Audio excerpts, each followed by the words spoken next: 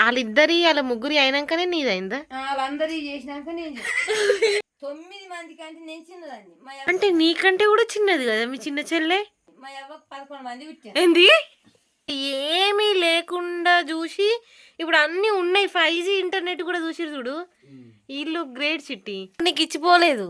ఏడ్చినవే అమ్మ మీ మమ్మీ చచ్చిపోయినప్పుడు? మనసులో మేము పట్నం దొరుకుని పోయినాం. తెల్లని దాకేస్తుంటుంది కావచ్చు కదా. ఇవరకాల బట్టలు వరిచి వచ్చి బట్టలు వరుసుకొని వస్తుంటివా అన్నీ? చెప్తేనేమో కామాన్ కొత్త అవే మర్దాని లగ్గమైంది, నా మధ్య లగ్గమైంది, నా లగ్గం. అంటే వాళ్ళిద్దరి వాళ్ళ ముగ్గురి అయినాకనే నీదైందా? వాళ్ళందరి చేసినాక నేను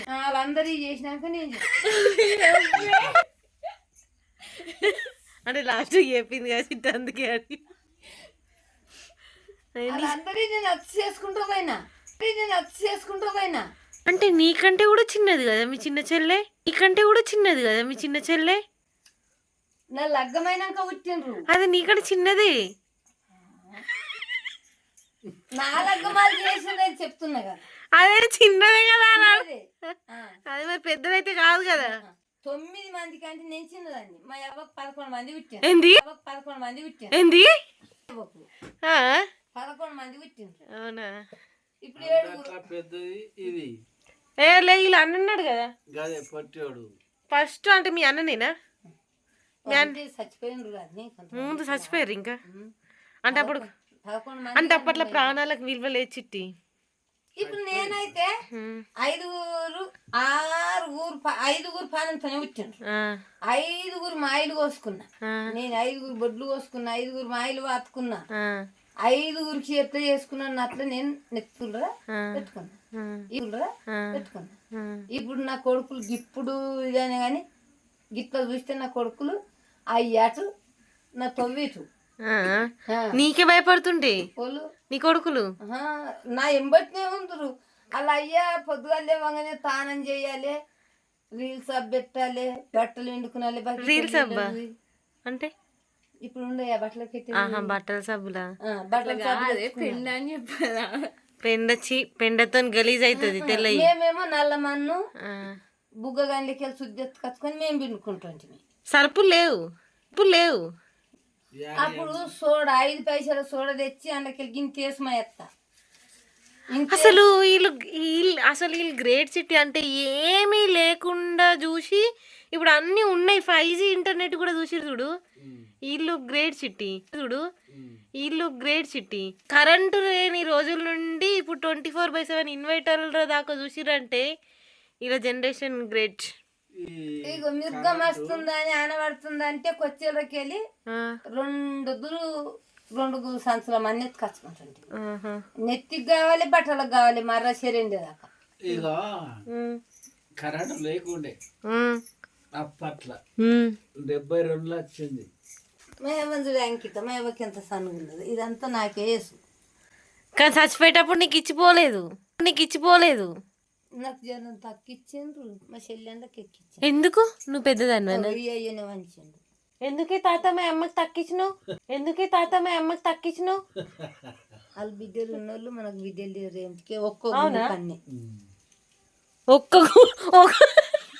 నేను ఎంత తగ్గించిర్రు అనుకున్నా.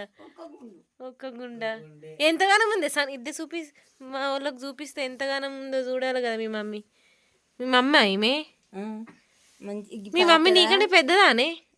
నేను వచ్చినాక లగ్గం చేసుకోండి. నేను ఈ తాతను చూసిన చిట్టి. తాత గుర్తుకుండు నాకు. ఈ తాత ఎప్పుడు చచ్చిపోయింది? 2012లో. ఈమె ఎప్పుడు చచ్చిపోయింది మీ అమ్మ? ఈమె మీ అవ్వ లగ్గం. అసలు ఎందుకు చచ్చిపోయింది మరి మీ మమ్మీ? నీకు చెప్పలేదు? తోలేసింది నిన్న.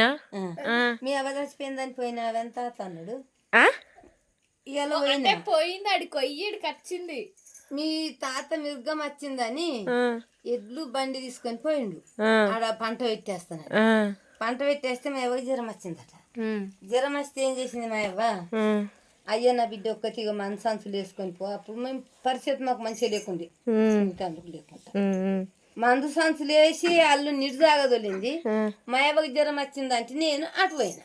ఇవాళ పోయినా, రేపు పొద్దుగా లేచి వచ్చిన. ఏమైందని పోయినావో మీ అవ్వ చచ్చిపోయిందా మంచిగా ఉన్నదని తాత అన్నాడు. పోయిందా మంచిగా ఉన్నదని తాత అన్నాడు. గిడ తిన బోర్కాడికి పోతానని బోర్కాడికి పోయినాను. బోర్కాడికి పోయి ఒక 2 గుల్లల రాళ్ళు మోసిన మా చిన్నయ్య కొడుకు రాని వచ్చిండు. మీ మమ్మీ చచ్చిపోయిందని ఇక అన్నే గుద్దుకుంటా మొత్తుకుంటా వస్తున్నా. కానీ 5 పైసలు లేవు దగ్గర. అవసరం రాముడు ఉండి చెయ్యి అడ్డం పెట్టిండు బండికి. దంచకపోతున్నావు మనిషి చేయడానికి జర పాప అని ఆయనతో ఆడ ఆపి ఈ సత్సర్గణం వేయండు కానీ అవసరం రామని 100 రూపాయలు ఇచ్చాడు. 100 రూపాయలు ఇస్తే మా అవ్వయ్య ఆకాశ రేపనంగా చచ్చిపోతే ఆకాశ నాడు సావైంది. ఇడికెళ్ళి బాధ్య తీసుకొని వచ్చిండు తా. ఏడ్చినవే అమ్మ మీ మమ్మీ చచ్చిపోయినప్పుడు? బో మనసు దొంగలి వచ్చింది రోజు ఇలా వస్తుందంటే ఇలా వచ్చింది. మా అవ్వ మును పెట్టింది. మా పెద్దే మా అయ్య మేము పట్నం దొరుకుని పోయినాం. అవునా? ఏం గది ఏందంటారు రైలు మీద పోయినాం. అట్లా ఇట్లా బండి ఉండే మా మామ పూలయ్య వీళ్ళయ్యనా ఈడికెలో బండి పోయింది మా అన్నది. మా తమ్ముడు కట్టుకపోయిండు. మీ తమ్ముడా? మా మామ ఇలా అయ్యనా అంటే కాదు అన్నాడు. చిట్టాల తమ్ముడు నాకంటే పొద్దుల తమ్ముడే కదా, కరెక్టే కదా.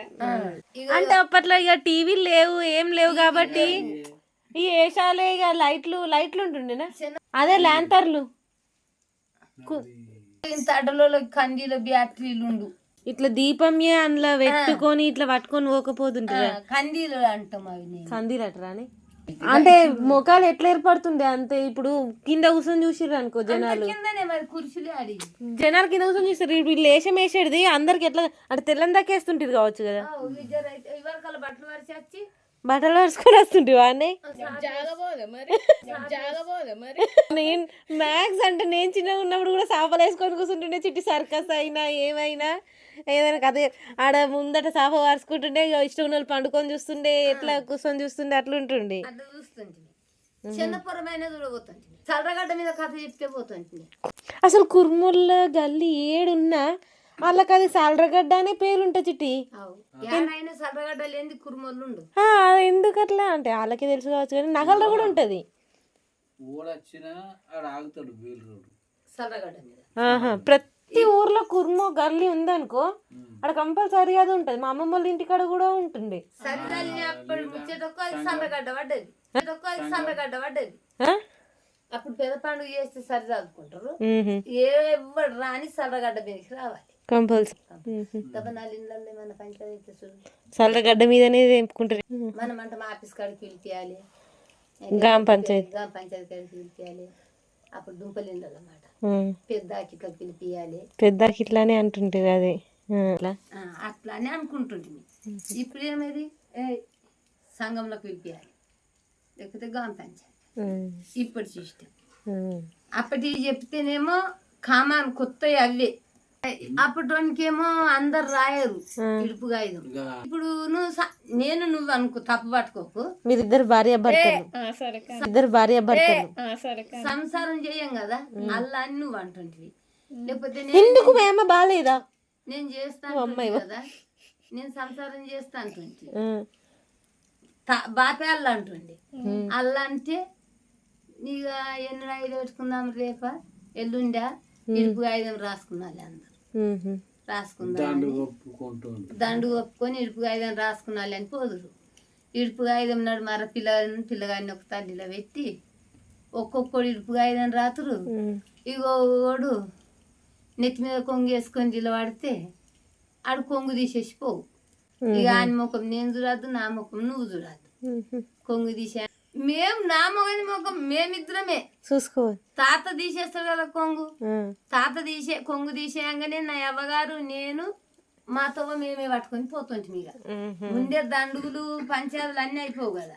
అదే అంటే అప్పట్లో విడాకులు అట్లా. ఇప్పుడు కోర్టులు, లాయరు, జడ్జు ఇవన్నీ ఇప్పుడు అవి ఉంటుండే కావచ్చు కానీ ఈ ఊళ్ళోనే అయిపోతుండే కాగితం రాస్తేనేమో వాడన్న మరి కాగితం అయిందా బాబా అని అడిగితే కాగితం చూపిస్తా అంటే సటుక్కుని చేసుకపోవు. నెత్తి మీద కొంగేసి తీసేసిండు అని 10 మందికి అడిగితే ఆడు ఇంకొక నాడు కడిగి చేసుకపోతాడు.